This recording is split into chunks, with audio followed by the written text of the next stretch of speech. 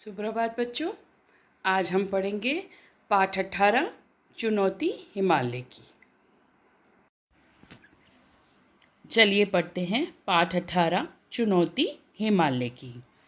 यह एक यात्रा वर्णन है, यानी यात्रा पर गए हुए नेहरू जी ने अपनी यात्रा के बारे में इस पाठ में बताया है। चुनौती यानी ललकार। तो हम इसमें पाठ का सारांश पढ़ेंगे। एक बार जवाहरलाल नेहरू अपने चचेरे भाई के साथ कश्मीर घूमने निकले थे और जो ज़िला पास से होकर लद्दाखी इलाके की ओर चले आए थे। उन्हें अमरनाथ जाना था। किशन गडरिया ने उन्हें रास्ते की मुश्किलों के बारे में बताया, लेकिन इसका उन पर कोई असर नहीं हुआ। मुश्किलों के बारे में सुनकर सफ़र के लिए वे और भी उत्सुक हो गए। उनके साथ कुली तो था ही, किशन और उसकी बेटी भी उसके साथ जाने को तैयार हो गई। अगले दिन सुबह सुबह जवाहरलाल नेहरू तैयार होकर बाहर आ गए। तिब्बती पठार का दृश्य निराला था।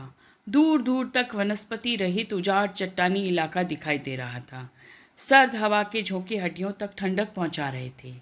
यह देखिए, इलाका बर्फ से ढका हुआ था, लेकिन कुछ भी दिखाई नहीं दे रहा था। जवाहरलाल जी ने हथेलियां आपस में रगड़कर गर्म की और कमर में रस्सी लपेटकर चलने को तैयार हो गए। हिमालय की दुर्गम पर्वतमाला एक बड़ी चुनौती थी, जिसे उन्होंने सहर्ष स्वीकार किया। किशन गडरिया उनका गाइड बन गया।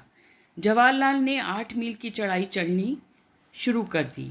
8 मील की दूरी कोई बहुत नहीं होती, लेकिन पहाड़ी रास्तों पर 8 कदम चलना मुश्किल लगने लगा। रास्ता सुनसान था। चारों तरफ बस पथरीली चट्टानें और सफ़ेद बर्फ दिख रहे थे। जवाहरलाल बढ़ते जा रहे थे। ज्यों ज्यों ऊपर चढ़ते गए, त्यों त्यों सांस लेने में दिक्कत होने लगी। कुली के नाक से खून बहने लगा। जल्दी से जवाहरलाल ने उसका उपचार किया। थोड़ी देर में बर्फ पड़ने लगी और फिसलन बढ़ गई। चलना दूभर होने लगा। थकान से अलग बुरा हाल हो रहा था। तभी सामने बर्फीला मैदान नजर आया, जो शीघ्र ही बर्फ के धुंधलके में ओझल हो गई। सुबह 4 बजे से चढ़ाई करते करते दिन के 12 बजे तक वे लगभग 16,000 फीट की ऊंचाई पर आ गए, किंतु अभी भी अमरनाथ की गुफा का कुछ पता नहीं चल पा रहा था। जवाहरलाल अपने बुलंद इरादों के साथ हिमालय को चुनौती देते हुए दुर्गम पथ पर पार करने में जुटे थे। कुली ने उन्हें वापस कैंप में चलने की सलाह दी, लेकिन जवाहरलाल लौटने के बारे में ज़रा भी सोच नहीं सकते थे। उन्हें अमरनाथ पहुंचना था। तभी किशन ने बताया कि अमरनाथ की गुफा तो दूर बर्फ के मैदान के पार है। फिर तो जवाहरलाल में और भी जोश आ गया। वे फुर्ती से बढ़ने लगे। आगे उन्हें गहरी खाइयाँ, बर्फ से ढके गड्ढे और फिसलन मिली। कभी पैर फिसलता तो कभी बर्फ में पैर अंदर धंसता चला जाता। चढ़ाई मुश्किल थी, लेकिन जवाहरलाल को इसमें मज़ा आ रहा था। अचानक उन्हें एक बड़ी गहरी खाई दिखी।